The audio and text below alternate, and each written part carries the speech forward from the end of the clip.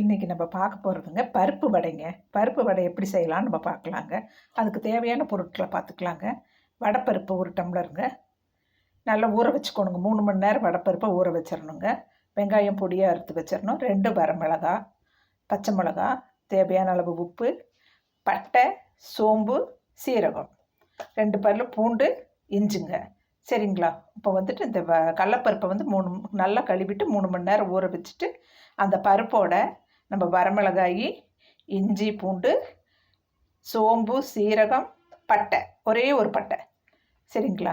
அதெல்லாம் போட்டு நல்லா கொரன்னு அரைச்சிக்கணுங்க. ரொம்ப நைஸாக அரைக்கக்கூடாதுங்க. இந்த ஊற வச்ச பருப்பில் ஒரு 2 ஸ்பூன் பருப்பு எடுத்து வச்சிடணுங்க. எப்பயுமே வடை சுடும்போது நம்ம போட்டு சுட்டோம்னா சூப்பராக இருக்குங்க.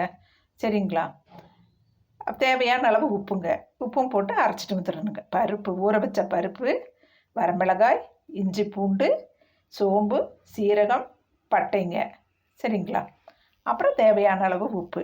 இப்போ இந்த பருப்பை அரைச்சிட்டு வந்த பிறகு அந்த பருப்போட இந்த வெங்காயம், பச்சை மிளகா, மல்லி, கருவேப்பிலை இதையெல்லாம் போட்டு நல்லா பிசைஞ்சிடணுங்க. நல்லா பிசைஞ்சு கெட்டியாக பிசைஞ்சிட்டு இப்படி வந்துடணுங்க.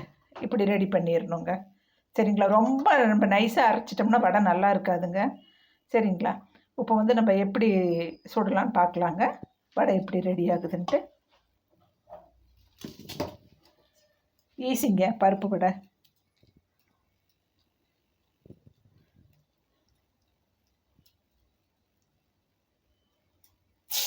இப்படி போட்டுக்கலாங்க. எண்ணெயில் இப்படி உருட்டிட்டுங்க கையில் இப்படி இப்படி இப்படி தட்டிட்டு அப்படியே போட்டுக்கலாங்க. சரிங்களா? நல்லா சூப்பர் டேஸ்ட்டாக இருக்குங்க. நம்ம சோம்பு, சீரகம், சோம்பு வாசம் பிடிக்காதவங்க சீரகம் மட்டும் போட்டால் போதுங்க. பூண்டு, இஞ்சி பிடிக்காதவங்க போடாமல் கூட விட்டுறலாங்க. அவங்கவுங்க இஷ்டங்க. ஆனால் போட்டால் நல்லாயிருக்குங்க. சாப்பிட்றவங்க போட்டுக்கோங்க. சரிங்களா? ஒருத்தர் சாமி கும்பிடும்போது போட மாட்டாங்க, வெறும் சீரகம் மட்டும் போடுவாங்க. இது எல்லாமே அவங்கவுங்க இஷ்டம் தாங்க. ஆனால் டேஸ்ட்டாக இருக்குங்க வடை. பருப்பு வடை நல்லா இருக்குங்க. அந்த பருப்பு 2 ஸ்பூன் எடுத்து வச்சு போட்டோம்னா மேலே பருப்பு இருக்கிறது அப்படியே தெரியுங்க வடையில். நல்லா இருக்குங்க பருப்பு வடை. வேறு சாம்பாருக்கு, ரச சாப்பாட்டுக்கு, அப்புறம் ஏதோ ஒரு நம்ம வீட்டில் விசேஷம் அப்படின்னாக்கா நம்ம வடை சுடுவோம் இல்லைங்களா? அப்படி தாங்க.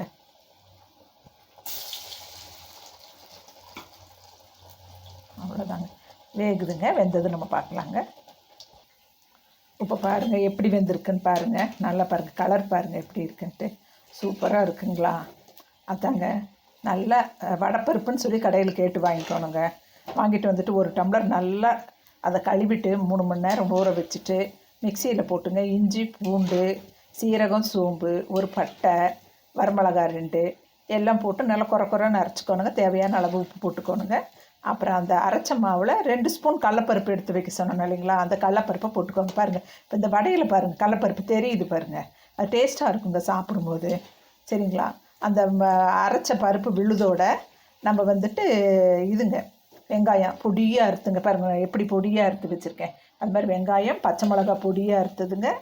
மல்லி, கருவேப்பிலை பொடியாக அறுத்து அதோடு நம்ம போட்டுக்கணுங்க. போட்டு நல்லா பிசைஞ்சிட்டு வடை நான் தட்டின மாதிரி தட்டிக்கணுங்க. இப்போ வெந்துருச்சுங்க.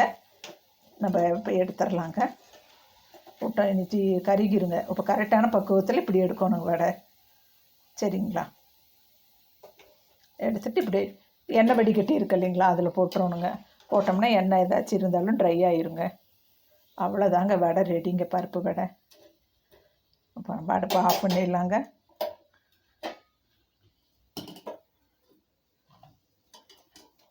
வடை பாருங்கள் எவ்வளோ மொறுன்னு இருக்குங்க. நல்லா குறன்னு அரைச்சாவே நல்லா இருக்குங்க வடை. எப்பயுமே நம்ம நைஸாக அடிச்சிட்டோம்னா தான் வடை நல்லா இருக்காதுங்க. சரிங்களா? பாருங்கள் சூப்பராக இருக்குங்க.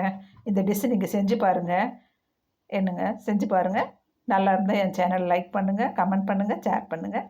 அடுத்த வீடியோவில் நம்ம சந்திக்கலாங்க.